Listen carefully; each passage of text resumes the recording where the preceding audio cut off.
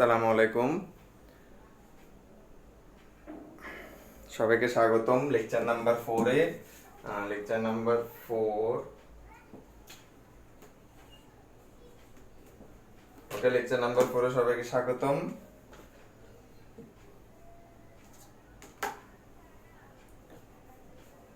তো যারা যারা জয়েন করতেছে একটু কষ্ট করে আমরা মেনশন করতেছে, আমি দেখতেছি। আর একটু তোমাদের ফ্রেন্ডদেরকে মেনশন করো। যারা যারা জয়েন করে নাই, কথা হবে না, শুধু হবে ক্লাস। কোনো ধরনের সাউন্ড হবে না কোনো ফাঁকিবাজি। আজকে আমরা সবাই করে হয়ে যাব এই ক্লাসের উপর বস। হবে না আমাদের এই ক্লাসের উপর কোনো ধরনের লস, ঠিক আছে? আচ্ছা, তো আমি শুরু করে দিই। মোটামুটি আজকের ক্লাসটা খুবই সহজ। এই ক্লাসটা প্রিভিয়াস ক্লাসের সাথে রিলেটেড না, তবুও তোমার প্রিভিয়াস ক্লাস করার দরকার, কারণ তুমি প্রিভিয়াস ক্লাস না করলে আজকের ক্লাসটা বুঝতে পারবা, কোনো সমস্যা হবে না। বাট প্রিভিয়াস ক্লাস না করে কেমনে ভাই আজকের ক্লাসটা করার কোনো উপায় নাই। কেন? সেকেন্ড লাইন ডিফেন্স তোমার অবশ্যই বুঝতে হবে। তুমি যদি সেকেন্ড লাইন ডিফেন্স না বুঝো, যেটা আমরা প্রিভিয়াস ক্লাসে পড়াইছি, দেন তুমি থার্ড লাইন ডিফেন্সটা বুঝবা। বাট জিনিসটা হয়ে যাচ্ছে এমন, তুমি 9 পড়ো নাই, 10-এ উঠে গেছো, তো 8 থেকে 9-এ পড়ে 10-এ কিভাবে উঠলাম?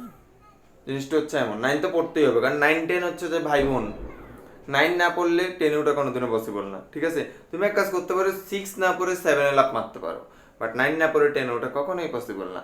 তো সেকেন্ড লাইন ডিফেন্স না পড়ে থার্ড লাইন ডিফেন্স পড়াটা একটু অড, বুঝতে পারবা, বাট একটু অড। আচ্ছা, তো থার্ড লাইন ডিফেন্সের আমি সামগ্রিক জিনিসটা এখানে একটু লিখছি। আমি শুরু করে দিই মোটামুটি। আচ্ছা, তো আমি শুরু করে দিচ্ছি।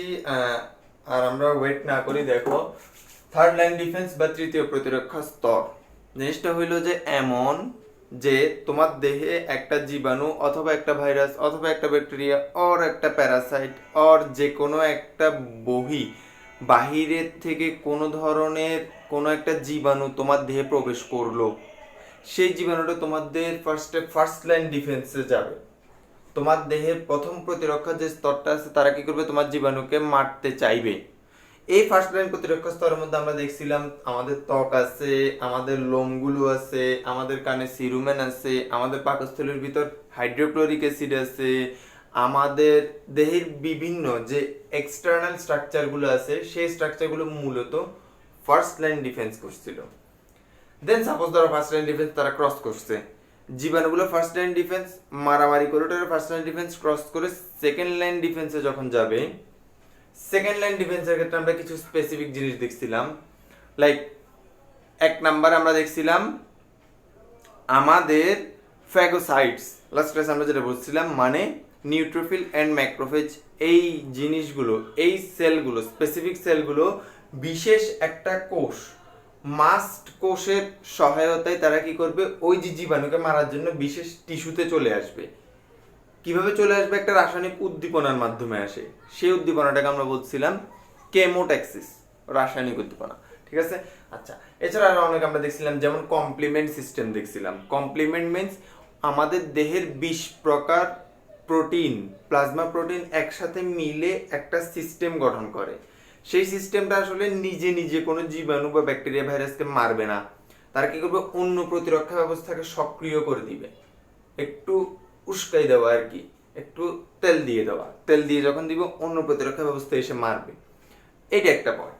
আরো অনেকগুলো ধাপ আমরা দেখছিলাম, লাইক আমরা ইনফ্ল্যামেশন, প্রদাহ দেখছিলাম, রুবর, ক্যালোর, টিউমর, ডলর, ফাংশিওলিসা। দ্যাট মিনস তোমার হাত লাল হয়ে যাওয়া, ফুলে যাওয়া, তাপমাত্রা বেড়ে যাওয়া, ব্যথা হওয়া, ফাংশন লস হওয়া, এই জিনিসগুলোকে আমরা প্রদাহ বলছিলাম।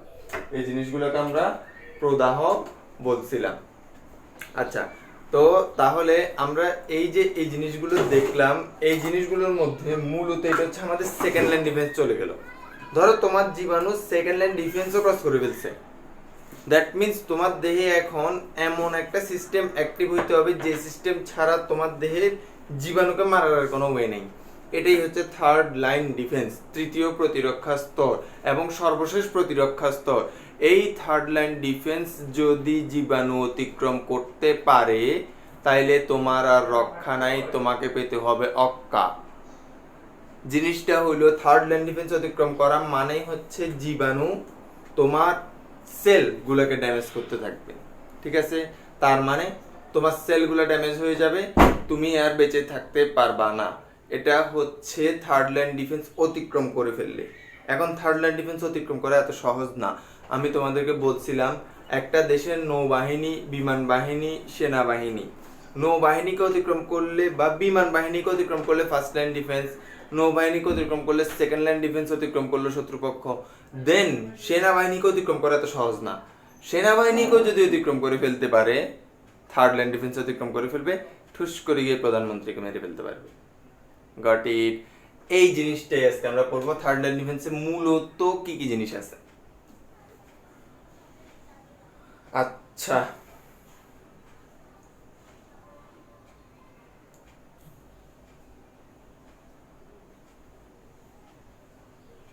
আচ্ছা, তো তাইলে আমরা এখন থার্ড লাইন ডিফেন্সটাকে আমি একটা ক্লাসিফিকেশন করছি, সুন্দর করে একটা ক্লাসিফিকেশন করতেছি যেন তোমাদের জন্য পড়াটা সহজ হয়ে যায়। দেখো, first of all third line defence, তৃতীয় প্রতিরক্ষা স্তর, ইনেট দ্যাট মিন্স সহজাত প্রতিরক্ষা, অ্যাকোয়ার্ড দ্যাট মিন্স অর্জিত প্রতিরক্ষা। একটু করে ডেফিনেশন বলে সামনের দিকে আগাই। ইনেট সহজাত, সহজাত আগে থেকেই আছে, অ্যাকোয়ার্ড অর্জিত, অর্জন করছো। জিনিসটা কেমন? এমন যে সহজাত মিন্স তোমার মায়ের থেকেই তুমি ভ্রূণ অবস্থায়, ফিটাস অবস্থায় অমরার মাধ্যমে এমন কিছু প্রতিরক্ষা তোমার মায়ের থেকে তোমার দেহতে চলে আসছে যে প্রতিরক্ষাটা আজীবন তোমার দেহে থাকবে এবং এরা খুব বেশি অ্যাক্টিভ।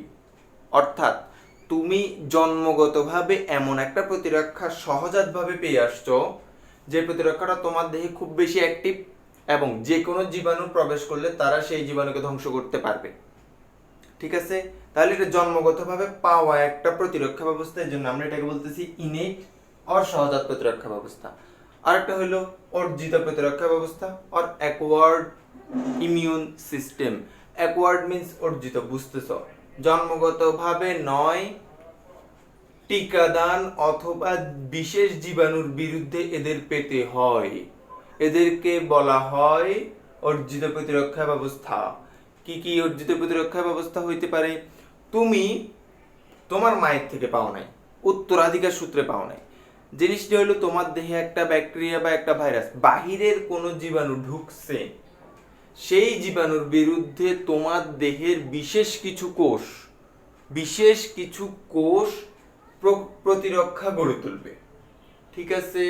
এবং এমনও হইতে পারে তোমাকে বাহির থেকে আমি টিকা দিছি, ভ্যাকসিন দিছি, ভ্যাকসিন দেওয়ার মাধ্যমে সেই প্রতিরক্ষাটা তৈরি হতে পারে। তাহলে একটা জিনিস ক্লিয়ার, জন্মগতভাবে নয়, কোনো অন্য কোনো প্রসেসে লাইক ব্যাকটেরিয়া বা ভাইরাস বা অন্য কোনো জীবাণুর এগেনস্টে অথবা টিকাদানের মাধ্যমে এদেরকে পেতে হয়। এদেরকে আমরা বলি অর্জন করছি, বর্জন করি নেই, তাই এদেরকে বলবো অর্জিত প্রতিরক্ষা ব্যবস্থা। এদের মধ্যে আবার অনেকগুলো ক্লাসিফিকেশন আমি এখানে লিখছি। যেমন এক নম্বরে আমি লিখছি অ্যাক্টিভ প্যাসিভ। আবার এখানে আরেকটা জিনিস চলে আসতেছে, অ্যাক্টিভ মানে সক্রিয়, প্যাসিভ মানে অক্রিয়। অক্রিয় মানে কি ভাইয়া কাজ করে না? কাজ করে, বিশেষ ক্ষেত্রে কাজ করে। আবার অ্যাক্টিভ প্যাসিভকে আবার দুটো ভাগে ভাগ করছি, ন্যাচারাল, আর্টিফিশিয়াল। এখানেও same, natural, artificial. Natural means প্রাকৃতিক, আর্টিফিশিয়াল কৃত্রিম, প্রাকৃতিক কৃত্রিম। Got it? তাহলে এই জিনিসটা, এই যে ক্লাসিফিকেশন, এই ক্লাসিফিকেশন মারাত্মক ইম্পর্টেন্ট। এই ক্লাসিফিকেশন বুঝবা না, তুমি তৃতীয় প্রতিরক্ষা স্তর কিচ্ছু ধরতে পারবা না। এবং তৃতীয় প্রতিরক্ষা স্তরের জন্য আমরা বিশেষ কিছু ওয়ার্ড ইউজ করব, বিশেষ কিছু ওয়ার্ড। সেই বিশিষ্ট ওয়ার্ডগুলো কি কি হইতে পারে? সেই বিশেষ ওয়ার্ডগুলো হইতে পারে বি লিম্ফোসাইট,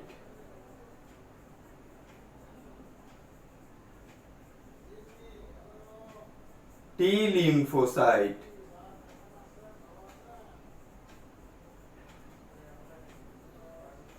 মাস্ট কোষ। B lymphocyte, T lymphocyte, mast কোষ,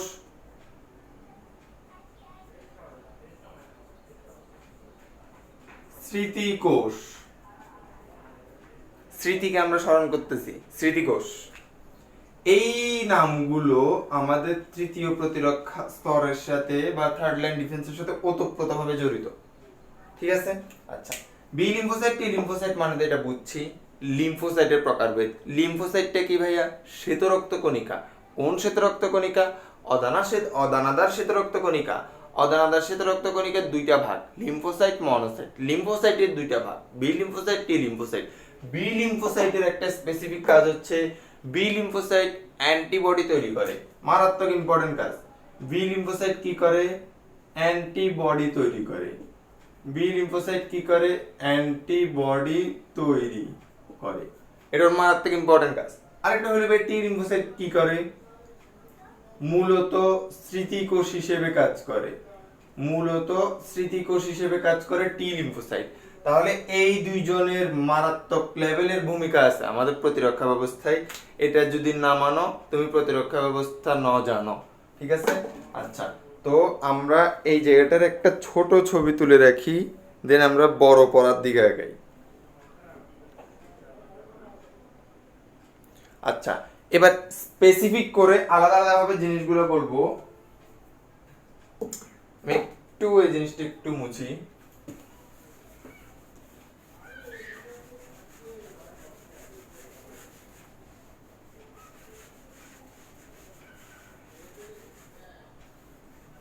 আচ্ছা, এই যে ইনেট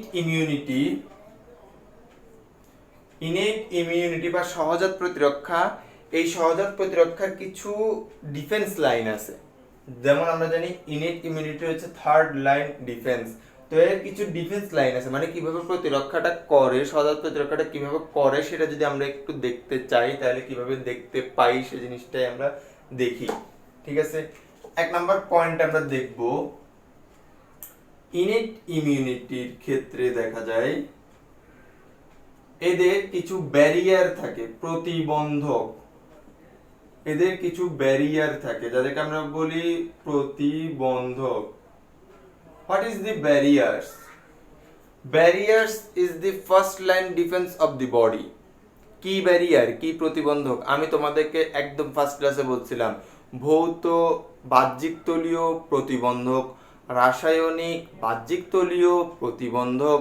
ভৌত বাহ্যিক তলীয় প্রতিবন্ধকের মধ্যে থাকে ত্বক, আমাদের অশ্রু, আমাদের লালা, আমাদের লোম, এগুলো সবগুলো আছে। রাসায়নিকের মধ্যে আছে আমাদের হাইড্রোক্লোরিক অ্যাসিড, লাইসোজাইম এনজাইম, আমাদের রেচনতন্ত্রের, প্রজননতন্ত্রের বিশেষ ব্যাকটেরিয়া যারা বিশেষ ধরনের কেমিক্যাল সাবস্টেন্স নিঃসৃত করে, এরা আছে। তাহলে আমরা অলরেডি দেখছি তারাই হচ্ছে প্রতিবন্ধক বা ফিজিক্যাল আর কেমিক্যাল সারফেস ব্যারিয়ার, ঠিক আছে। তো তাহলে আমরা এদেরকে ডিনাই করতে পারবো না, এদেরকে আমাদের অ্যালাউ করতে হবে। যেমন হইতে পারে ত্বক, যেমন হইতে পারে পৌষ্টিক নালী, যেমন হইতে পারে মেয়েদের যোনি,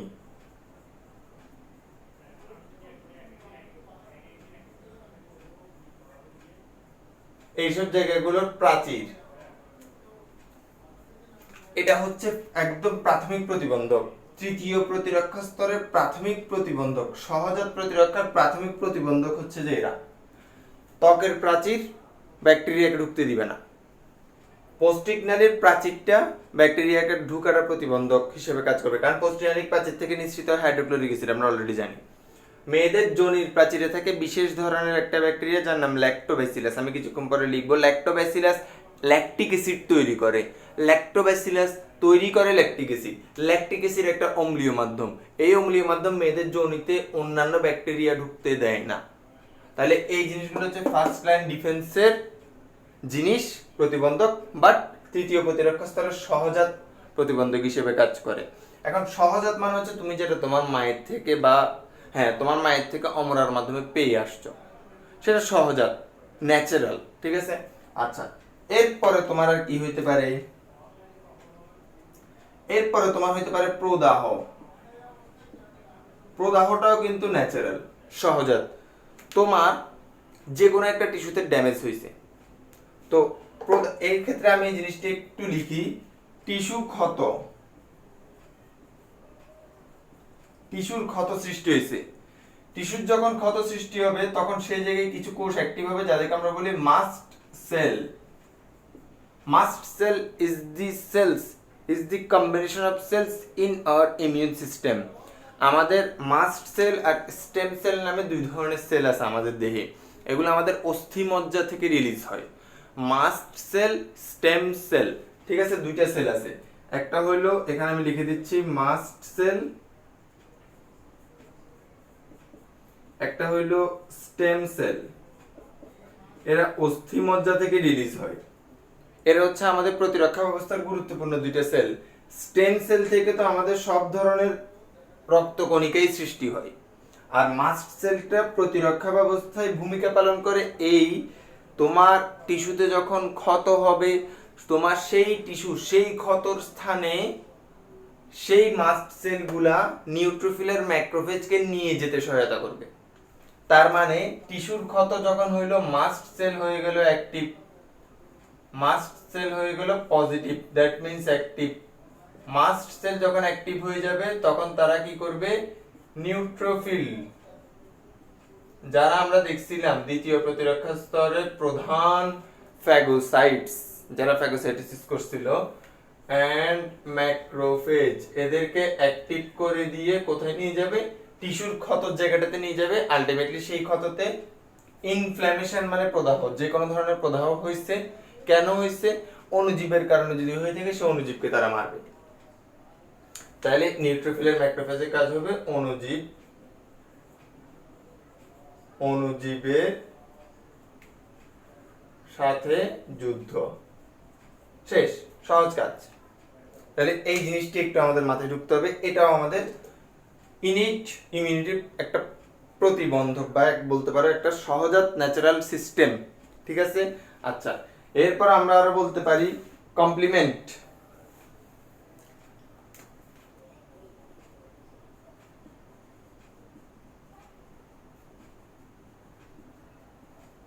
কমপ্লিমেন্ট অলরেডি তোমাদেরকে বলে দিছি, 20 প্রকার প্লাজমা প্রোটিন যারা একসাথে আমাদের রক্তে ঘুরে।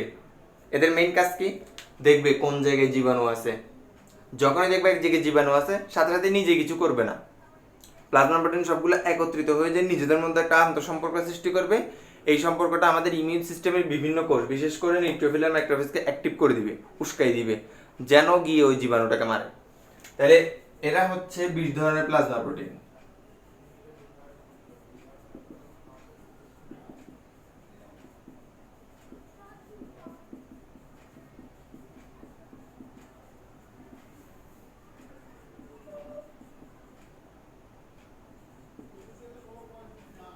ওকে,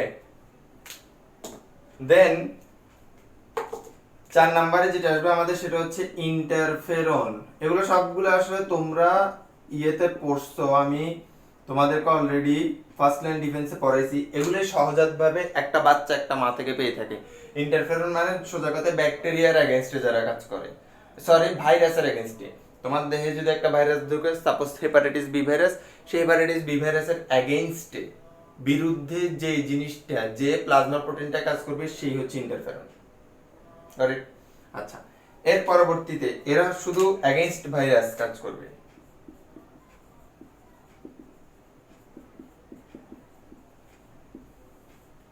এটা আমাদের মাথায় রাখতে হবে।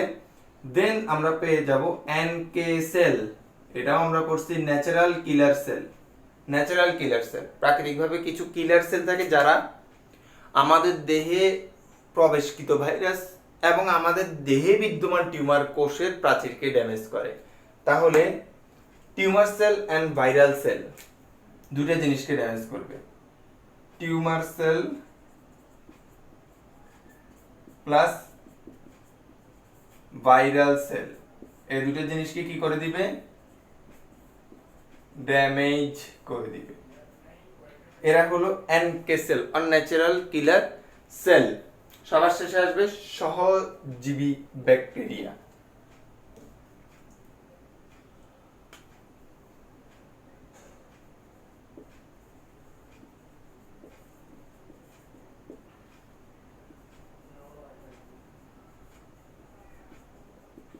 আচ্ছা, তো সহজীবী ব্যাকটেরিয়া, সিম্বায়োটিক ব্যাকটেরিয়া,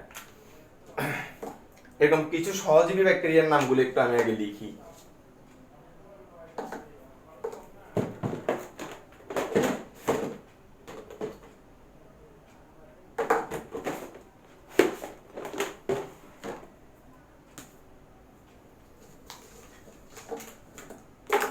আমাদের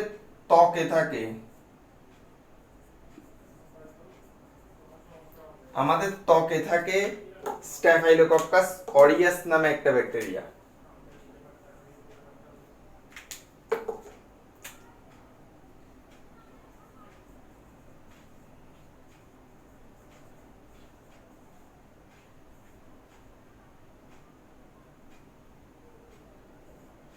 স্ট্যাফাইলোকক্কাস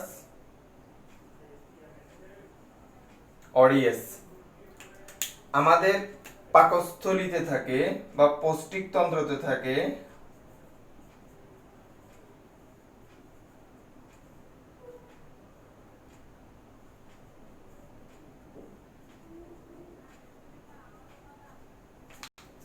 ই কোলাই, তোমরা অলরেডি নাম শুনছো অনেকে, ইসক্যারিক্সিয়া কোলাই। দেন আমাদের মেয়েদের যোনিতে, যোনি, এটা একটা দিক দিয়ে লিখি,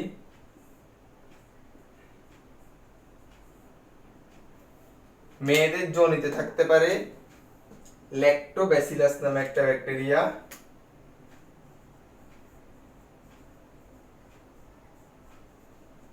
যাকে ল্যাকটিক অ্যাসিড তৈরি করে। ভাই এই তো সহজীবী ব্যাকটেরিয়া মানে সিম্বায়োটিক, যারা সিম্বায়োসিস, সিম্বায়োসিস মিন্স একজনের দ্বারা আরেকজন উপকৃত, সিম্বায়োসিস মিন্স একজনের দ্বারা আরেকজন উপকৃত হওয়া, ঠিক আছে। আচ্ছা, তো এই যে আমাদের ত্বকে স্ট্যাফাইলোকক্কাস অরিয়াস, আমাদের পৌষ্টিকতন্ত্রে ইকোলাই, আমাদের যোনিতে ল্যাক্টোব্যাসিলাস, এই যে ব্যাকটেরিয়াগুলো, এগুলোকে আমরা বলি নরমাল ফ্লোরা, মানে স্বাভাবিকভাবেই আমাদের দেহে থাকে উপকারী ব্যাকটেরিয়া, নট অপকারী, কোনো অপকার নাই এগুলোর দ্বারা। কিন্তু কথা হইল এরা জন্মগতভাবে তুমি প্রাপ্ত। এখন সিস্টেমটা হচ্ছে এরকম, এই ব্যাকটেরিয়াগুলো অন্য ব্যাকটেরিয়া যদি তোমার দেহে ঢুকতে যায় তাদেরকে প্রবেশ করতে বাধা দিবে, ঠিক আছে। এখন তুমি যদি অনেক বেশি অ্যান্টিবায়োটিক খাও, এই ব্যাকটেরিয়াগুলোই মারা যাবে, তখন এই ব্যাকটেরিয়াগুলোর জায়গা খালি, অন্য ব্যাকটেরিয়া ইজিলি প্রবেশ করতে পারবে, কোনো উপায় নেই। তোমার সেল ড্যামেজ হবে, তোমার সেল ড্যামেজ মানে নেক্রোসিস হবে, নেক্রোসিস থেকে তোমার টিস্যু ড্যামেজ হবে, টিস্যু ড্যামেজ হলে সেলের সব স্ট্রাকচার ড্যামেজ হয়ে গেল, তোমার sell damage, tissue damage, ultimately organ damage হয়ে যাবে। তাহলে জিনিসটা বুঝতে হবে আমাদের যে আমাদের নর্মাল কিছু ব্যাকটেরিয়া, সহজীবী ব্যাকটেরিয়া বা উপকারী কিছু ব্যাকটেরিয়া আমাদের দেহে থাকে যারা দূষিত বা খারাপ ব্যাকটেরিয়াকে ঢুকতে দেয় না। এটাই হচ্ছে আমাদের মূলত প্রতিবন্ধক বা ইনেট ইমিউনিটির 6টা স্টেপ। এই স্টেপগুলোর মাধ্যমে ইনেট ইমিউনিটির প্রতিবন্ধকতা সৃষ্টি করা আমাদের দেহের মধ্যে, এবং এগুলো তোমরা সবাই ফার্স্ট লাইন সেকেন্ড লাইন ডিফেন্সে পড়ছো। তো ইনেট ইমিউনিটির যে জিনিসটা, এই জিনিসটা একটা ছবি তুলে আমি সামনের দিকে আগাই। এই জিনিসটার ক্ষেত্রে একটা খুবই গুরুত্বপূর্ণ জিনিস হইলো ইনেট ইমিউনিটিকে আমরা 3টে ভাগে ভাগ করি। এই জিনিসগুলো হলো ইনেট ইমিউনিটি শুধুমাত্র আমরা বলতে পারি প্রতিরক্ষা ব্যবস্থার কিছু প্রতিরোধ সিস্টেম। তো ইনেট ইমিউনিটিকে আমরা টোটাল 3 ভাগে ভাগ করতে পারি। ইনেট ইমিউনিটিকে আমরা টোটাল কয় ভাগে ভাগ করতে পারি? 3টা ভাগে, 3টা স্টেপে ভাগ করতে পারি।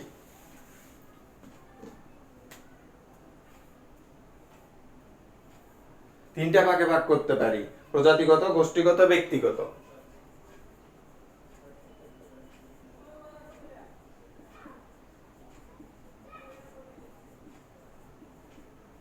আমি আগে ইনিট ইমিউনিটিটা শেষ করে দিই, দেন আমি অ্যাকোয়ার্ড ইমিউনিটিতে প্রবেশ করব। দেখো জিনিসটা সহজ। প্রজাতিগত মানে প্রজাতি ভিত্তিক, এমন কিছু পরজীবী আছে, প্যারাসাইট আছে যারা স্পেসিফিক প্রজাতিকে আক্রান্ত করে, তাই ওই প্রজাতিগুলোর সহজাতভাবে এমন কিছু প্রতিরক্ষা ব্যবস্থা হবে যারা ওই প্যারাসাইটকে মারতে পারে। যেমন সহজ এক্সাম্পল বলি, ধরো তোমরা কেউ যদি পার্বত্য চট্টগ্রামের দিকে যাও, লাইক খাগড়াছড়ি, রাঙ্গামাটি, বান্দরবান, এসব এরিয়াতে গেলে ব্যাক করে একটা কমন ফিভার নিয়ে, ম্যালেরিয়া ফিভার। তো খাগড়াছড়ি, রাঙ্গামাটি, বান্দরবান এরিয়াগুলোতে ম্যালেরিয়া ফিভারের বেশি হয়। এখন ম্যালেরিয়া জীবাণুটা কাদেরকে অ্যাটাক করে? সর্বপ্রথম তোমার এটা জানতে হবে, ম্যালেরিয়া অ্যাটাক করে মেইনলি মানুষ আর মশকি, স্ত্রী অ্যানোফিলিস মশা অ্যান্ড মানুষ। এই দুইটা জিনিসকে, এই দুইটা প্রাণী হচ্ছে ম্যালেরিয়া জীবাণুর জন্য হোস্ট। তার মানে তুমি সহজভাবে বুঝতেছ, দুইটা প্রজাতি এখানে আছে, মানুষ আর মশকি। তাহলে মানুষ আর মশকির দেহে এমন একটা সহজাত প্রতিরক্ষা ব্যবস্থা সৃষ্টি হবে যারা ম্যালেরিয়ার বিরুদ্ধে প্রতিরোধ ব্যবস্থা গড়ে তুলবে। Got it? এটা হচ্ছে প্রজাতিগত সহজাত প্রতিরক্ষা। দেন গোষ্ঠীগত হইতে পারে। গোষ্ঠীগতটা কেমন? ধরো একটা অ্যানালাইসিসের মাধ্যমে, ওয়ার্ল্ড ওয়াইড একটা অ্যানালাইসিস এর মাধ্যমে পাওয়া গেছে যে যারা কৃষ্ণাঙ্গ, দ্যাট মিন্স কালো বর্ণের মানুষ, কালো হইলেও সমস্যা নাই, তার মন অনেক ভালো, ঠিক আছে? তো কালো বর্ণের যারা মানুষ, তাদের শ্বেত বর্ণের, দ্যাট মিন্স শ্বেতাঙ্গ যারা, তাদের থেকেও বেশি পরিমাণে যক্ষা হয়, টিউবারকিউলোসিস রোগটা বেশি হয়, কারণ তাদেরকে যক্ষার জীবাণু বেশি আক্রমণ করে, ঠিক আছে? আচ্ছা, তো কেন হয় ভাইয়া? গোষ্ঠীগত একটা কারণ। কালো বর্ণের মানুষের দেহে যে কোনো একটা কারণ হইতে পারে, লাইক তোমার ধরো যক্ষার জীবাণু মূলত তোমার অনেক জায়গায়, শরীরের অনেক জায়গায় যায়, ঠিক আছে? যক্ষার জীবাণু এমন একটা জীবাণু যেটা শরীরের সব জায়গাতে ভ্রমণ করতে পারে। কমনটা হচ্ছে লাংসে, কমন যক্ষাটা হচ্ছে লাংসে। তো কালো বর্ণের মানুষে কেন হয়? একটা রিজন তুমি দিতে পারো, ওদের দেহে মেলানিন বেশি, এজন্য ওরা কালো হয়েছে, এজন্য হইতে পারে। আরেকটা জিনিস বলতে পারো, ওদের দেহে অনেক বেশি পরিমাণে আলট্রাভায়োলেট শোষণ করে, ওই কারণে যক্ষার জীবাণু আলট্রাভায়োলেট এতে বেঁচে থাকতে পারে, এজন্য হইতে পারে। অনেক রিজন ভাই থাকতে পারে। তো কালোদের দেহে যে হচ্ছে, তার মানে কালোদের দেহে এমন একটা গোষ্ঠীগত, কালো গোষ্ঠীদের মানুষের দেহে এমন একটা প্রতিরক্ষা ব্যবস্থা সৃষ্টি হবে যেটা যক্ষার এগেনস্টে থাকবে, ঠিক আছে? এখন একটা শ্বেতাঙ্গ মানুষের যদি যক্ষা হয়ে যায়, তার দেহে প্রতিরক্ষা ব্যবস্থা সৃষ্টি হতে টাইম লাগবে। বাট কালো দেহের মানুষটা কিন্তু সহজভাবে তার মায়ের থেকে প্রতিরক্ষা ব্যবস্থাটা পেয়ে যাবে এই যক্ষার এগেনস্টে। একটা হলো ব্যক্তিগতটা তো বুঝতেছি, অনেক মানুষ অনেক বেশি ইমিউনিটি স্ট্রং থাকে, অনেকের ইমিউনিটি অনেক উইক থাকে। মা যদি গর্ভাবস্থায় ভালো ফলমূল খায়, গর্ভাবস্থায় মায়ের পরিচর্যা যদি ভালো হয়, গর্ভাবস্থায় মা যদি উল্টাপাল্টা না দৌড়ায়, ছটফট না করে, গর্ভাবস্থায় মা যদি অনেক বেশি পরিমাণে কথা না বলে রিল্যাক্স করে, তাহলে মায়ের দেহের ইমিউনিটিটা অনেক স্ট্রং হবে, যেটা অমরার মাধ্যমে বাচ্চার দেহে সহজাতভাবে যাবে, বাচ্চার ইমিউনিটিটা স্ট্রং হবে, সে মানুষটা অনেক স্ট্রং হবে। যদি হয় স্ট্রং, তার হবে শক্তি অনেক বেশি, তার হবে অনেক মোটা মোটা পেশি, ঠিক আছে? তাহলে ব্যক্তিগত ইমিউনিটিটা গুরুত্বপূর্ণ। এটা আমাদের সহজাত ইমিউনিটির পার্টটা গেল। এবার আমরা অর্জিত ইমিউনিটিতে যাই। অর্জিত প্রতিরক্ষা ব্যবস্থার একটা লাইনই বলছি, এটা সহজাতভাবে বা জন্মগতভাবে প্রাপ্ত নয়, এটা ভ্যাকসিন বা কোনো জীবাণুর এগেনস্টে পেতেই হয়। এটাকে আমরা অর্জিত ইমিউনিটি বলি বা অর্জিত প্রতিরক্ষা ব্যবস্থা বলি। এর দুইটা ভাগ আছে, অ্যাক্টিভ, প্যাসিভ, দ্যাট মিন্স সক্রিয় অক্রিয়। ওদেরকে আবার দুটো ভাগে ভাগ করা যায়, ন্যাচারাল, আর্টিফিশিয়াল। তো আসা আমি জিনিসটি একটু একবার একটা ছবি তুলে রাখি, ছবিটা তুলে রেখে সামনের দিকে আগাই। আচ্ছা, আমি এখন অর্জিত প্রতিরক্ষা ব্যবস্থা নিয়ে আলোচনা করি।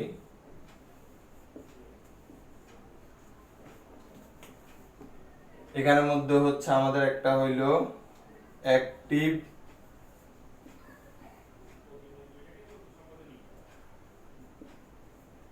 প্যাসিভ। বাংলায় যদি আমরা বলি সক্রিয়, অক্রিয়। এটাকে আমরা আবার দুটো ভাগে ভাগ করতে পারি, ন্যাচারাল, আর্টিফিশিয়াল, প্রাকৃতিক, কৃত্রিম। এটাকেও সেম দুটো ভাগে ভাগ করতে পারি, ন্যাচারাল, আর্টিফিশিয়াল, প্রাকৃতিক, কৃত্রিম।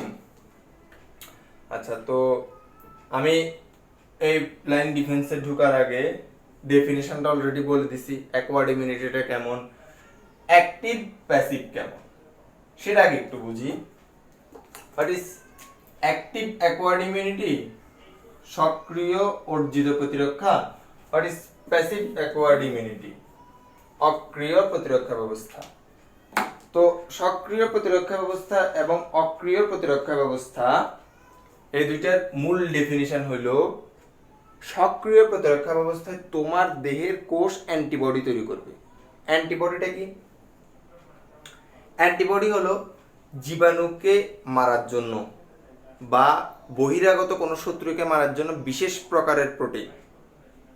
জীবাণুকে বা বহিরাগত কোনো জীবকে মারার জন্য বিশেষ প্রকারের প্রোটিন, তাদেরকে আমরা বলি অ্যান্টিবডি।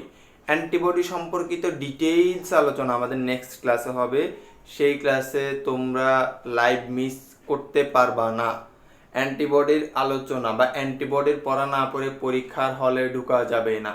এই চ্যাপ্টারের থেকে মেডিকেল অ্যাডমিশনে কোশ্চেন যদি আসে অ্যান্টিবডি থেকেই আসে। তো অ্যান্টিবডি নিয়ে বিশদ একটা আলোচনা হবে আমাদের ইনশাল্লাহ নেক্সট ক্লাসে।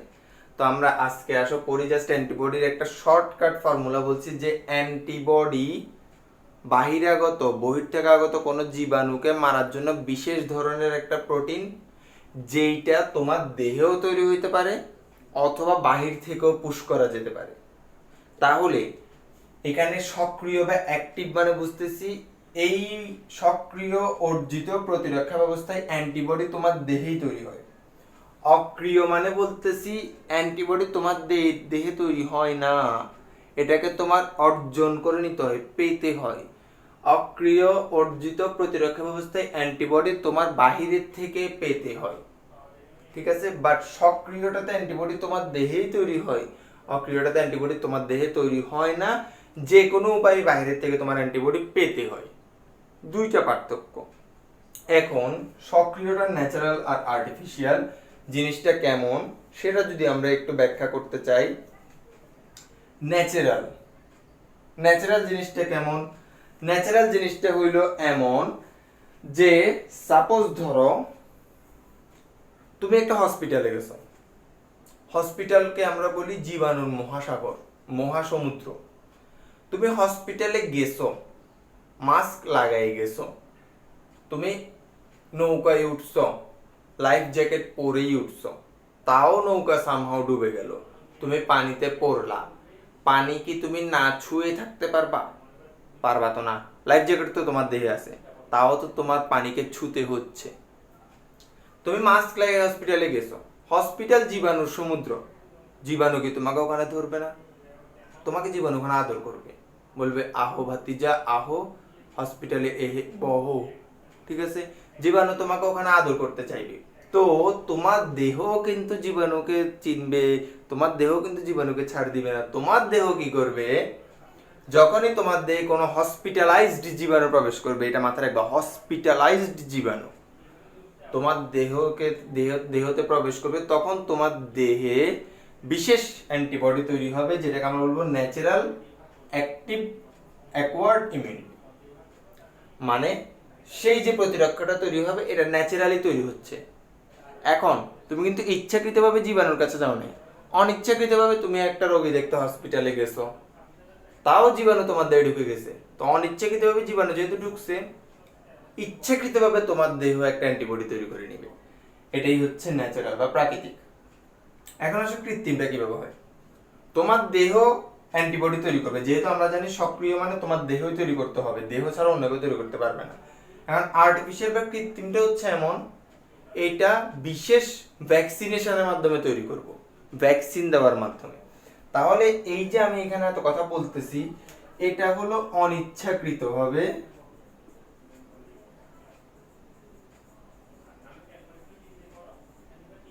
দেহে এবি, এবি মিন্স অ্যান্টিবডি, আমি এখানে একটু লিখে দিই, এবি মিন্স অ্যান্টিবডি,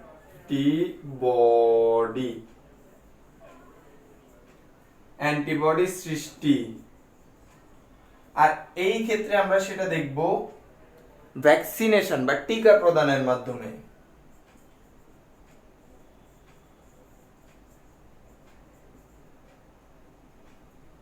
টিকা প্রদানের মাধ্যমে এবি সৃষ্টি। ওকে, এখন টিকা প্রদানের মাধ্যমে এবি সৃষ্টি হচ্ছে, দ্যাট মিন্স অ্যান্টিবডি সৃষ্টি হচ্ছে। তো টিকা প্রদান কিসের এগেইনস্টে? সাপোজ ধরো তিনটে টিকার নাম একসাথে বলে দিই। DPT vaccine, DPT vaccine. ভ্যাকসিনটা কেমন? ধরো তোমার এইখানে লিখে দিচ্ছি আমি, ডিপিটি ভ্যাকসিনেশন। আমি এখান দিয়ে একটু করে লিখে দিই, ডি ইকুয়াল টু ডিপথেরিয়া,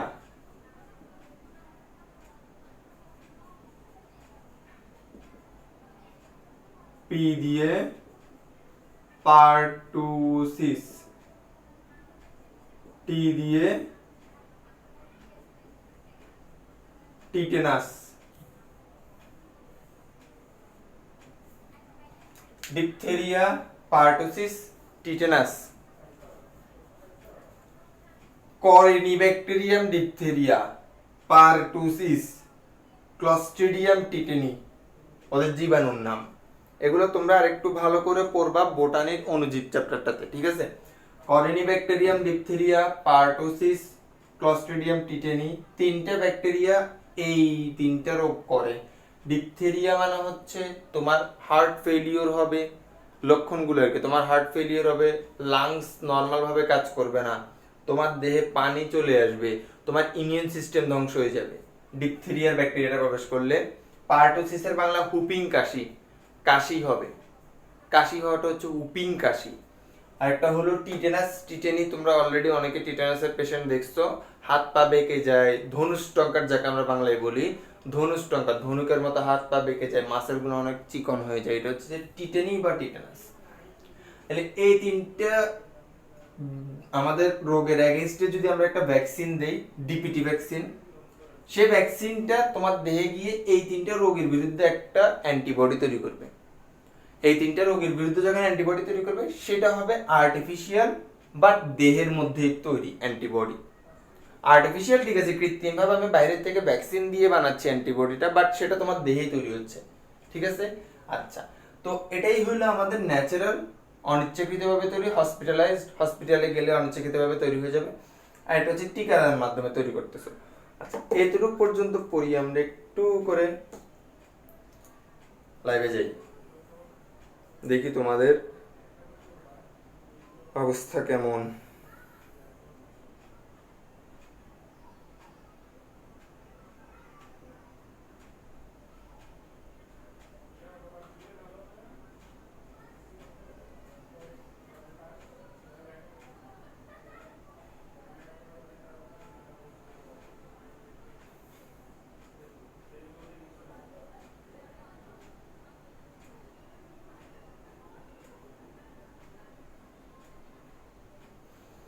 হ্যাঁ, এবার তোমরা দুই একটা কোশ্চেন করছো, কোশ্চেনটার একটু আনসার দিই। সেটা হইলো হসপিটালাইজড জীবাণু। তুমি হসপিটালে যখন গেছো, ভর্তি হওয়ার দরকার নেই, ভর্তি হওয়ার দরকার নেই, তুমি হসপিটালে ঢুকছো মানে তুমি সেই হসপিটালের একজন মানুষ। তো সেই হসপিটালের যে জীবাণুগুলো থাকবে সেই জীবাণুগুলোকে আমরা হসপিটালাইজড জীবাণু বলতে পারবো।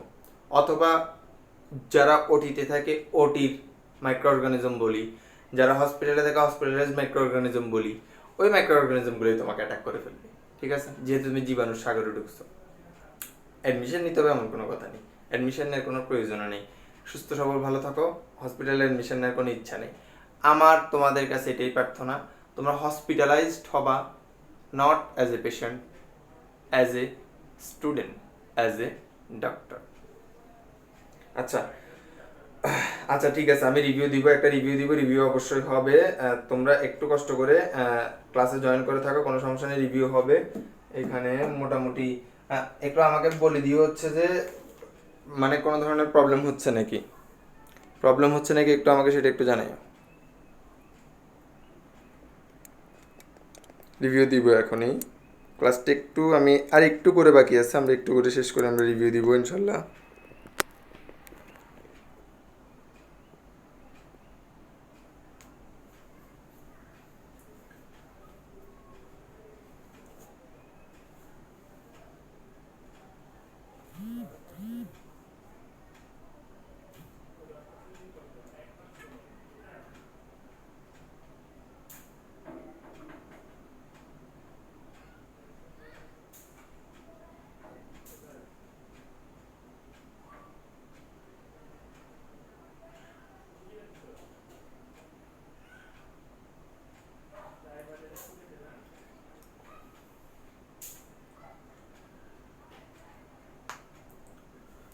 আচ্ছা, একজন প্রশ্ন করছো ভাইয়া ভ্যাকসিন দেওয়ার পরে কি আমরা আক্রান্ত হতে পারি? হ্যাঁ, ভ্যাকসিন দেওয়ার পরে তোমার ভ্যাকসিনেশনের ডোজটা যদি অনেক বেশি কমে যায়, তোমার ভ্যাকসিন ধরো, আমি তোমাদেরকে একটা ভ্যাকসিনেশন এক্সাম্পল দিয়ে বলে দিই। হেপাটাইটিস বি ভ্যাকসিনটার হচ্ছে টোটাল 4টা ডোজ। একটা ডোজ দেওয়ার পরে পরবর্তী 1 মাস পর আরেকটা ডোজ দিবা, দেন পরবর্তী 1 মাস পর আরও একটা ডোজ দিবা। তাহলে প্রথম 3টা ডোজ 1 মাস পর পর। ফাইনাল যে ডোজটা, সে ডোজটা দিবা প্রথম ডোজের 1 বছর পর। ফাইনাল বা চতুর্থ যে ডোজটা, সে ডোজটা দিবা প্রথম ডোজের 1 বছর পর। তাহলে টোটাল সিস্টেমটা হচ্ছে এমন, ধরো হেপাটাইটিস বি এর ফেব্রুয়ারি মাসে একটা ডোজ দিলা, মার্চ একটা দিতে হবে, এপ্রিল একটা দিতে হবে। ধরো তুমি 2020-এর ফেব্রুয়ারিতে দিছো, মার্চে দিছো, এপ্রিলে দিছো, ফাইনাল বা চতুর্থ ডোজটা দিতে হবে 2021-এর ফেব্রুয়ারিতে। গেল। তুমি ধরো ফার্স্ট ডোজ দিয়ে বসে আছো, তাহলে তোমার দেহে ইমিউনিটি বা অ্যান্টিবডি ভালো তৈরি হয়নি, তখন তুমি রিকারেন্ট রিঅ্যাকশনে পড়তে পারো। দ্যাট মিনস পুনরায় সংক্রমণ, ভ্যাকসিনেশন হওয়ার পরে পুনরায় সংক্রমণ। আরেকটা জিনিস হলো এমন যে তুমি ধরো 4টা ডোজে দিছো, এখন আমাদের ভাষায় আরেকটা জিনিস আছে বুস্টার ডোজ, বুস্ট করা। ফেসবুকে যেমন দেখো না বুস্ট করে বলে, পোস্ট বুস্ট করা, তোমার ইমিউনিটিটাকে বুস্ট করতে হবে। বুস্টার ডোজটা হচ্ছে প্রথম ডোজের 5 বছর পর। দ্যাট মিনস 2020-এর ফেব্রুয়ারিতে যদি দাও, 2025-এর ফেব্রুয়ারিতে বুস্টার ডোজ দিতে হবে। এখন তোমার দেহের ইমিউনিটি এত বেশি দুর্বল যে তোমার দেহে ভ্যাকসিনেশন করার পরে অ্যান্টিবডি খুব ভালোভাবে তৈরি হয়নি, তুমি বুস্টার ডোজও দাও নি, আলটিমেটলি দেখা যাবে তুমি রিকারেন্ট রিঅ্যাকশনে পড়ে গেছো। ঠিক আছে, তো এই জিনিসগুলো একটু ভালো করে বুঝতে হবে যে আসলে আমরা ভ্যাকসিনেশনের পরেও কিন্তু ব্যাকটেরিয়া বা ভাইরাস দ্বারা অ্যাটাক হতে পারি। এটা কমন, এটা আনকমন না, অনেকেই হয়। ঠিক আছে, আচ্ছা, তবে খুব কম হয় সাধারণত। ইমিউনিটি অনেক ভালোভাবে গ্রো করে ভ্যাকসিনেশন করলে।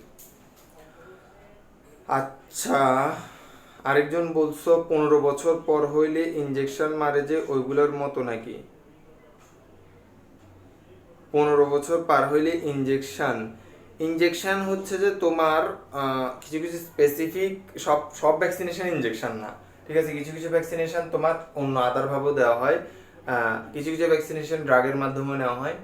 বাট 15 বছর পার হওয়া বলতে কি বুঝাইলে একটু ক্লিয়ার করে বলো।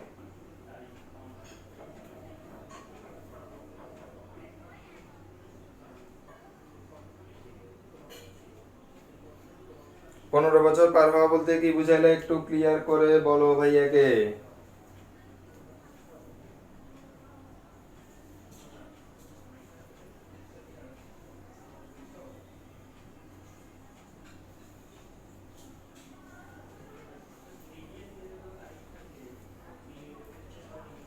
আমি তাহলে নেক্সট টপিকে যাচ্ছি।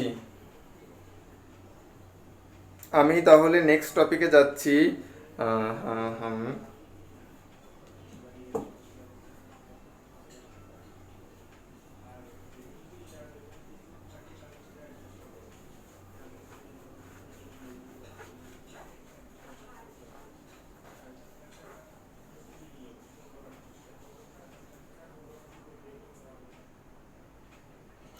নেক্সট টপিকে যাচ্ছি, এর ফাঁকে তোমরা কোশ্চেন রেডি করো, কোশ্চেন করতে থাকো। ভাইয়া আসি লাইভে, নেক্সট টপিকে যাচ্ছি, নেক্সট টপিকটা শেষ করে দেন আমি সামনের দিকে আগাবো। আসো, প্যাসিভ বা অক্রিয় অর্জিত প্রতিরক্ষা, প্যাসিভ ইমিউনিটিটা কেমন, এটাকে আমরা বলতেছি ন্যাচারাল আর্টিফিশিয়াল, মানে প্রাকৃতিক, আর একটা হলো কৃত্রিম। এটা আমি তোমাদেরকে অক্রিয় প্রতিরক্ষা ব্যবস্থায় বলে দিচ্ছি, ডেফিনিশনটা মনে রাখলে এই জিনিসগুলো সহজ, এক্সাম্পলগুলো সহজ। এখানে অ্যান্টিবডি তৈরি হবে কিন্তু সেটা দেহেই তৈরি হবে, এখানে অ্যান্টিবডি তৈরি হবে কিন্তু সেটা দেহে তৈরি হবে না, বাহির থেকে কোনো একটা মানুষের থেকে অ্যান্টিবডি নিবা বা কোনো প্রাণী থেকে সৃষ্ট কোনো অ্যান্টিবডি তোমার দেহতে প্রবেশ করাবো। ঠিক আছে, অর্থাৎ বাহিরের থেকে কোনো অ্যান্টিবডি নিয়ে তোমার দেহতে যদি প্রবেশ করে সেটাকে আমরা বলি অক্রিয় অর্জিত প্রতিরক্ষা। তো অক্রিয় অর্জিত প্রতিরক্ষার মধ্যে ন্যাচারাল একটা আছে, আর একটা হচ্ছে আর্টিফিশিয়াল আছে। এখন আসো, ন্যাচারাল আর আর্টিফিশিয়ালের মধ্যে ন্যাচারালটা কিভাবে তুমি পাবা? ন্যাচারালটা হচ্ছে কার থেকে আসবে। তোমরা একটু বেসিক থেকে যদি আনসার করো তাহলে খুব সহজে এটা বুঝে যাবে যে ন্যাচারালটা তুমি কার থেকে পাচ্ছ, অ্যান্টিবডিটা তোমার কিভাবে তৈরি হচ্ছে। আমি এটা তোমাদের উপর ছাড়লাম, আমি এই জিনিসটাকে হোয়াট মার্ক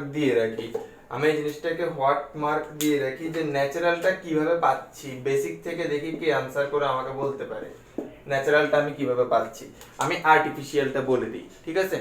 আর্টিফিশিয়ালটা হচ্ছে এমন যে আগের মতোই এরকমই এখন আর্টিফিশিয়াল ভাবে তোমার দেহে ভ্যাকসিনেশন মানে অ্যান্টিবডি না, কিন্তু ভ্যাকসিনেশন জিনিসটা কি, এটা একটু জটিল জিনিস, এটা আমি ভ্যাকসিন ক্লাসটাতে ভালো করে বুঝাবো। আমাদের ভ্যাকসিনেশন ক্লাস আছে, টিকাদান অথবা টিকা ক্লাসটা আছে আমাদের এই টপিকের মধ্যেই, আমরা সেটা তখন বুঝাবো। আমি জাস্ট এখানে আর্টিফিশিয়ালটা মানে হচ্ছে তোমার দেহে আর্টিফিশিয়ালি অ্যান্টিবডি প্রবেশ করানো।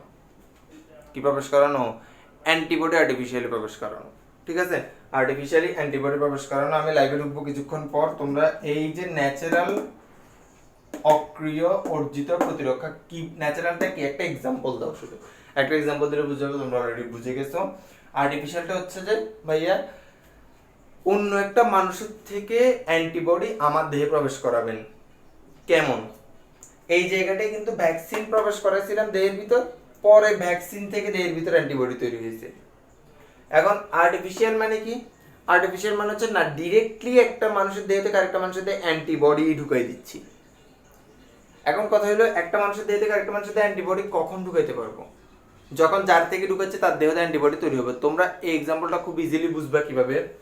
এই যে করোনা সিচুয়েশন চলতেছে, মাঝখান দিয়ে একটা ওয়ার্ড খুব প্রচলিত হয়েছিল, প্লাজমা থেরাপি, ঠিক আছে।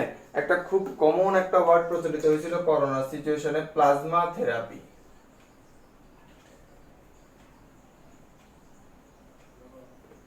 প্লাজমা থেরাপি করোনা সিচুয়েশনে খুব একটা common word, plasma therapy. What is the meaning of plasma therapy? Plasma therapy means একটা মানুষের করোনা ভাইরাস দ্বারা আক্রান্ত হইল করোনা ভাইরাস দ্বারা, দেন সেই মানুষটা সুস্থ হয়ে গেল। এখন মানুষটা যে সুস্থ হইল, মানুষটার দেহে করোনা ভাইরাস গুলো তাহলে এখন ইনঅ্যাক্টিভ। চিন্তা করো, ইনঅ্যাক্টিভ কেন হয়েছে? কারণ মানুষটার দেহে ন্যাচারালি একটা করোনা ভাইরাসের বিরুদ্ধে অ্যান্টিবডি তৈরি হয়েছে। মারাত্মক কথা, ন্যাচারালি একটা অ্যান্টিবডি তৈরি হয়ে গেল। অ্যান্টিবডি আমাদের দেহে কোথায় থাকে? রক্তরস বা প্লাজমায় থাকে। কোথায় থাকে? রক্তরস অথবা প্লাজমায় থাকে।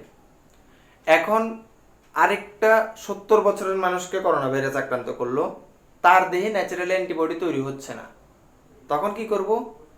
যে মানুষটার দেহে ন্যাচারালি অ্যান্টিবডি তৈরি হয়েছে, সাপোজ আমার দেহে তৈরি হয়েছে, আমার থেকে রক্ত নিবে। রক্ত নিয়ে রক্তকে সেন্ট্রিফিউগাল যন্ত্রের ভিতর ঢুকাবে, ঢুকে আলাদা করবে রক্তরস আর রক্তকণিকা। ওই রক্তকণিকাগুলো রক্তরসগুলো কালেক্ট করবে আলাদাভাবে। রক্তরসে কি আছে? ওই যে করোনা ভাইরাসের এগেইনস্ট অ্যান্টিবডি আছে, সেই রক্তরসগুলো কি করবে? ওই যে 70 বছরের মানুষটার গায়ের ভিতর ঢুকাই দিবে। তাহলে 70 বছরটার মানুষের গায়ের ভিতর এখন অ্যান্টিবডি যুক্ত রক্তরস ঢুকছে। কার বিরুদ্ধে অ্যান্টিবডি? করোনা ভাইরাসের বিরুদ্ধে অ্যান্টিবডি। তার মানে ওই মানুষটার দেহে একটা ইমিউনিটি গ্রো হবে। যে এই ইমিউনিটিটা কেমন ইমিউনিটি হবে? Passive artificial immunity.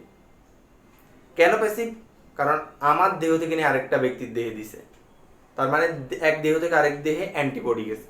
এটা হচ্ছে passive artificial immunity, plasma therapy. আচ্ছা, এখন আমি একটু লাইভে যাই, ন্যাচারালটার একটা এক্সাম্পল কি কেউ দিতে পারছে নাকি সেটা আমি দেখতে চাই।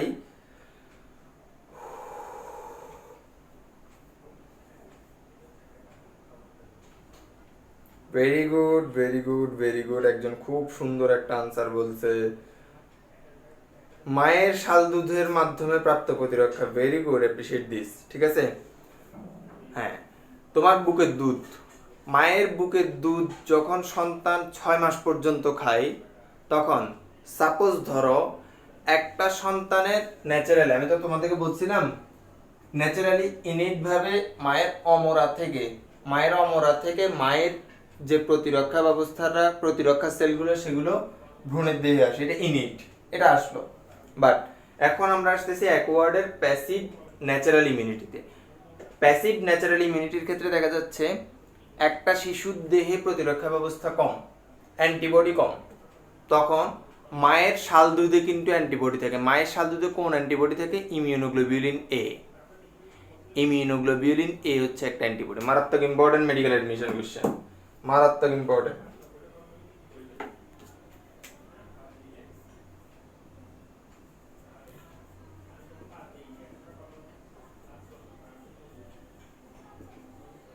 মায়ের বুকের দুধ কি থাকে, ইমিউনোগ্লোবিউলিন এ। এই জিনিসগুলো আমাদের নেক্সট ক্লাসে পড়া হবে।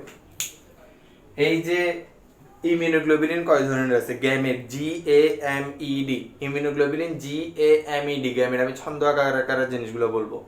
তাহলে মায়ের বুকের দুধের যে অ্যান্টিবডিগুলো আছে সেগুলো মা থেকে সন্তানের মধ্যে যাবে। দ্যাট মিন্স মায়ের দেহ থেকে সন্তানের দেহে যাচ্ছে, ন্যাচারালি যাচ্ছে। এটা তো আর্টিফিশিয়াল থেরাপির মাধ্যমে দিচ্ছে, এটা ন্যাচারালি যাচ্ছে। ঠিক আছে, কোন অ্যান্টিবডিটা যাচ্ছে, ইমিউনোগ্লোবিউলিন নিয়ে যাচ্ছে। আরও আছে GAMED, আরগুলো আছে, ওগুলো আমরা ইনশাল্লাহ ব্যাখ্যা দিব। Good answer. মায়ের বুকের দুধের মাধ্যমে ন্যাচারাল প্যাসিভ অ্যাকোয়ার্ড ইমিউনিটি পাওয়া যায়। আর করোনা ভাইরাসের যে প্লাজমা থেরাপি, তার মাধ্যমে আর্টিফিশিয়াল প্যাসিভ অ্যাকোয়ার্ড ইমিউনিটি পাওয়া যায়। তুমি হসপিটালে গেছো, হসপিটাল থেকে তোমাকে জীবাণু অ্যাটাক করছে, তোমার দেহে অটোমেটিক একটা অ্যান্টিবডি তৈরি হয়েছে, ন্যাচারাল অ্যাক্টিভ অ্যাকোয়ার্ড ইমিউনিটি পাইছো। তুমি কোনো একটা ব্যাকটেরিয়ার এগেনস্টে তুমি ভ্যাকসিনেশন করছো, জীবাণু বা তোমার দেহের ভিতর টিকা নিছো, সেই টিকার মাধ্যমে তোমার দেহে অ্যান্টিবডি তৈরি হয়েছে, আর্টিফিশিয়াল অ্যাক্টিভ অ্যাকোয়ার্ড ইমিউনিটি। সেটা আমরা এক্সাম্পল দিছি ডিপথেরিয়া, পারটোসিস, টিটেনাস। ডিপথেরিয়া, উপিং কাশি, ধনুষ্টঙ্কারের এগেনস্টে টিকা নেওয়া বা ভ্যাকসিনেশন করা। ঠিক আছে, ওকে।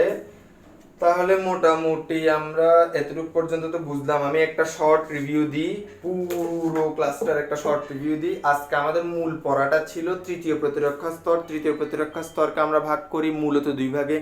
একটা হলো সহজাত প্রতিরক্ষা, যেটা তুমি তোমার মা থেকে অটোমেটিক তোমার দেহে পাবা। আরেকটা হলো অর্জিত প্রতিরক্ষা, যেটা তুমি অটোমেটিক মায়ের থেকে পাবা না, কোনো একটা জীবাণুর বিরুদ্ধে যদি তোমার কোষগুলো অ্যাক্টিভ হয় বা ভ্যাকসিনেশন, টিকা প্রয়োগের মাধ্যমে অর্জিত প্রতিরক্ষাটা পেতে পারো।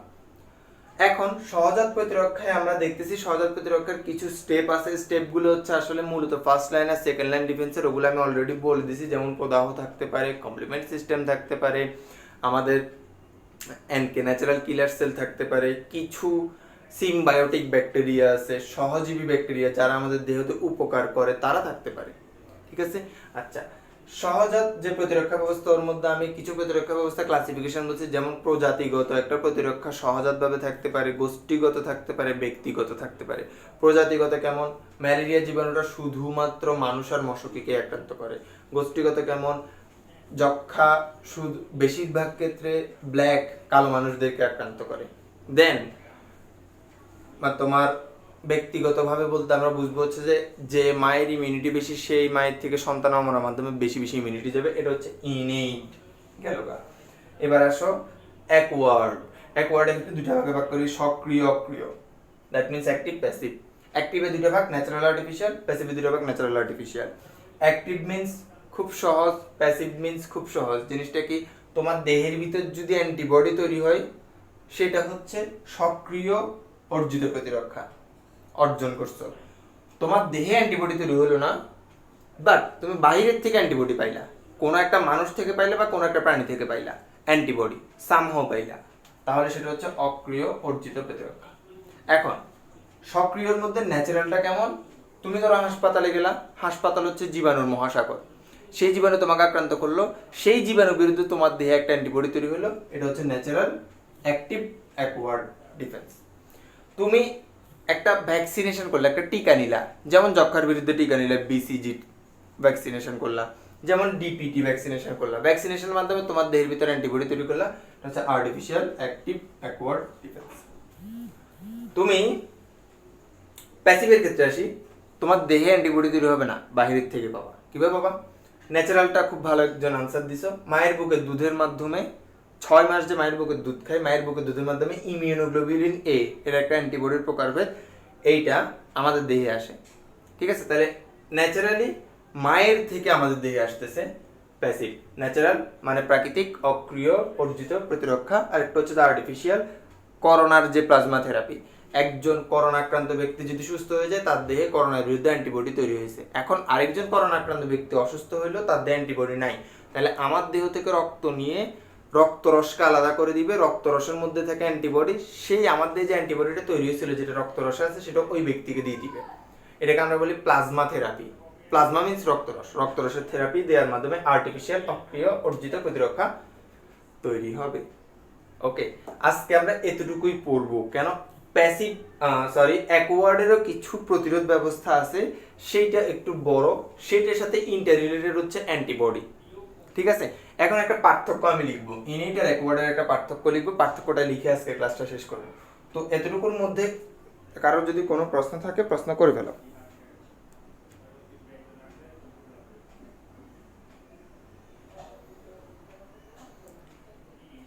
মোবাইলের নেট আজকে কতটুকু কিনলাম সেটাও তো জানি না। হ্যাঁ হ্যাঁ,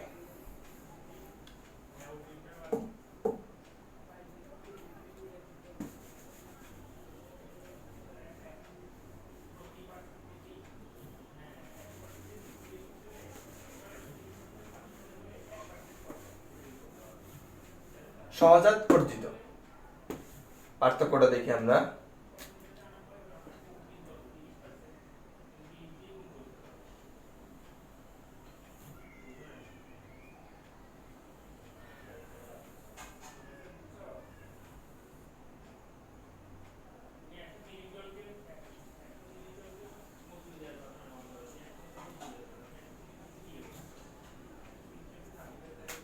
আচ্ছা, এখানে হচ্ছে আমরা দেখব হচ্ছে বিষয়,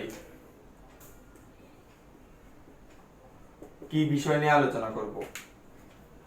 ফার্স্ট অফ অল, স্থায়িত্ব।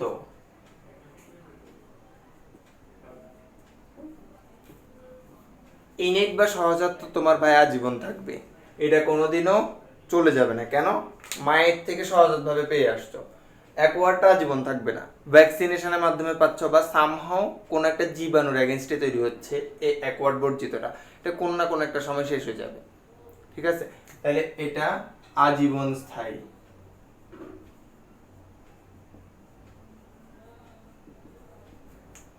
এটা আজীবন স্থায়ী নয়।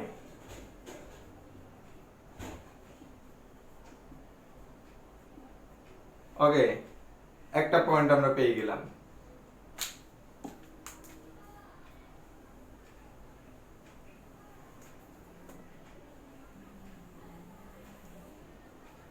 সেকেন্ড পয়েন্ট আমরা আলোচনা করব,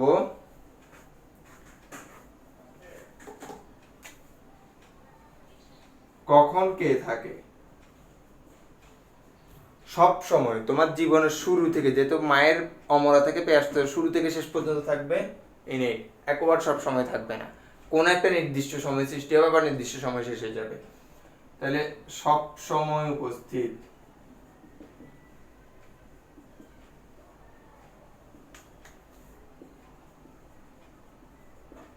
সব সময় থাকে না, খুব ইম্পর্টেন্ট একটা টার্ম।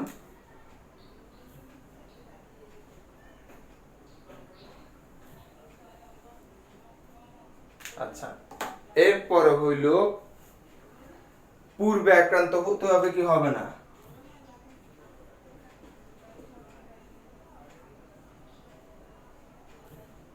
এটা পাওয়ার জন্য কি পূর্বে আক্রান্ত হতে হয়? মায়ের দেহে থেকে যাবে, কিন্তু ব্যাকটেরিয়া বা ভাইরাস আক্রমণ করলে যেই অ্যাকোয়ার্ডটা আমরা পাই ভ্যাকসিনেশন করার মাধ্যমে বা সামহাও, তাহলে পূর্বে আক্রান্ত হতে হবে না ব্যাকটেরিয়া বা ভাইরাস দ্বারা, পূর্বে আক্রান্ত হতে হবে না।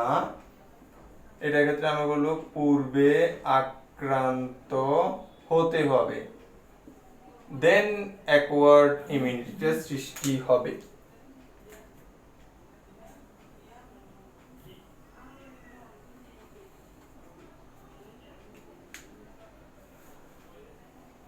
অ্যাকোয়ার্ড ইমিউনিটি খুব দ্রুত কাজ করে, সারাদান করে, এটা খুব দ্রুত সারাদান করে না।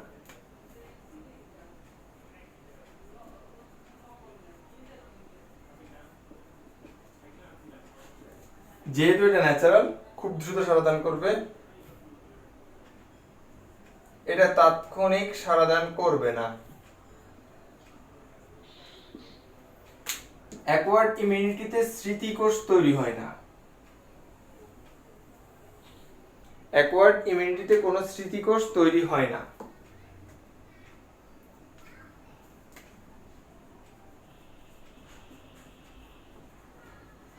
ওই তো তোমাদের ক্লাসের শুরুতে আজকে আমি লিখে দিছিলাম যে স্মৃতিকোষের একটা ব্যাপার আছে। স্মৃতিকোষের ব্যাপারটা আমাদের নেক্সট ক্লাসের মূল পড়া। মেইনলি স্মৃতিকোষ হচ্ছে আসলে B lymphocyte, T lymphocyte, mainly T lymphocyte, হচ্ছে স্মৃতিকোষ। সহজ কথা, তোমাকে তোমার বন্ধু একদিন একটা ইনসাল্ট করলো সবার সামনে, তুমি এটা মনে রাখলা। অন্য একদিন তোমার বন্ধুকে তুমি ইনসাল্ট করার সুযোগ পাইলা, কি করবা? ধুমসে ইনসাল্ট করবা। কেন? ওই যে মনে রেখে দিছো আগেরটা, মনে রাখা স্মৃতিকোষ। তোমার দেহতে একটা জীবাণু অ্যাটাক করছে, স্মৃতিকোষ সেটা মনে রাখবে। পরবর্তীতে সেই জীবাণু আসলে স্মৃতিকোষ তাকে তাড়ায় দিবে। ঠিক আছে? তাহলে স্মৃতিকোষ কিন্তু ন্যাচারালি ইনেটে তৈরি হয় না, অ্যাকোয়ার্ডে তৈরি হয়। এটা আমরা নেক্সট ক্লাসে একটু ভালোভাবে দেখব। ইনেটে সৃষ্টি হয় না, অ্যাকোয়ার্ডে সৃষ্টি হয়। এটা খুব গুরুত্বপূর্ণ একটা জিনিস। এরপরে আমরা যদি দেখতে চাই প্রতিবন্ধক হিসেবে কি থাকে,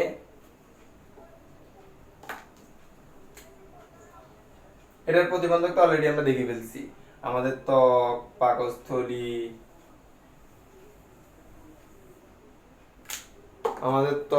পাকস্থলী, পিএইচ, মিউকাস ঝিল্লিগুলো।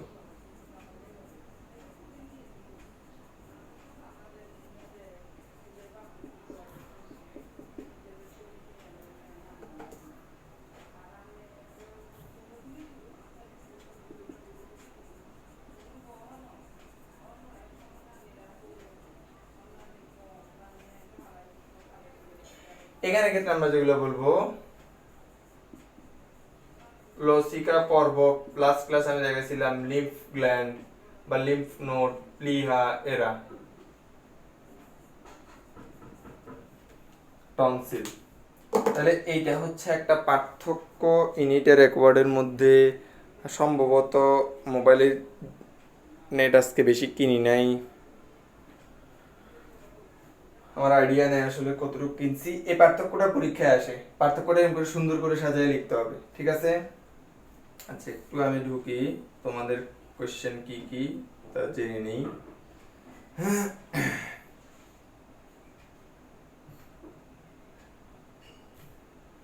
না, আক্রান্ত হওয়ার পরে আর ভ্যাকসিন দেওয়া যাবে না। একজন কোশ্চেন করেছে, ভাইয়া আক্রান্ত হওয়ার পরে কি ভ্যাকসিন দেওয়া যায়? কোনো ব্যক্তি ব্যাকটেরিয়া বা ভাইরাস দ্বারা যদি আক্রান্ত হয়, তার মানে সে ব্যাকটেরিয়া ভাইরাস তার দেহে রয়ে গেছে। তখন যদি ভাইরাস হয়, ঔষধ খেয়ে ভাইরাসটাকে দমন রাখতে হবে। ব্যাকটেরিয়া হইলো, ওষুধ খেয়ে দমন রাখতে হবে।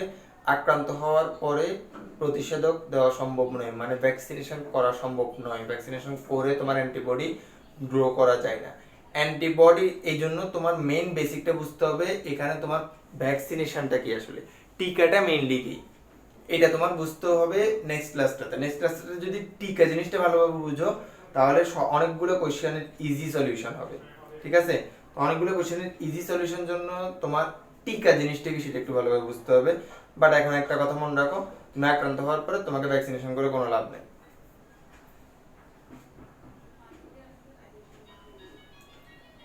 আচ্ছা,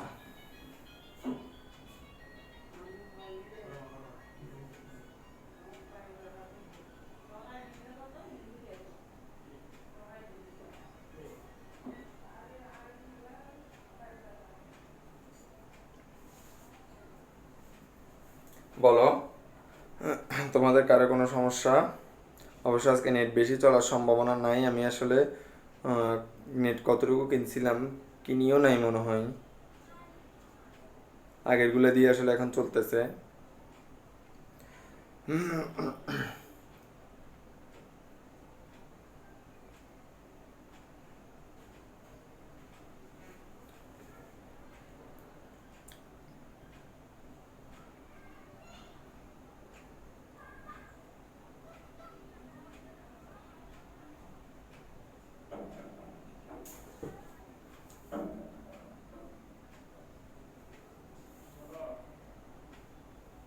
আচ্ছা ঠিক আছে, নেট সম্ভবত এখনই শেষ হবে।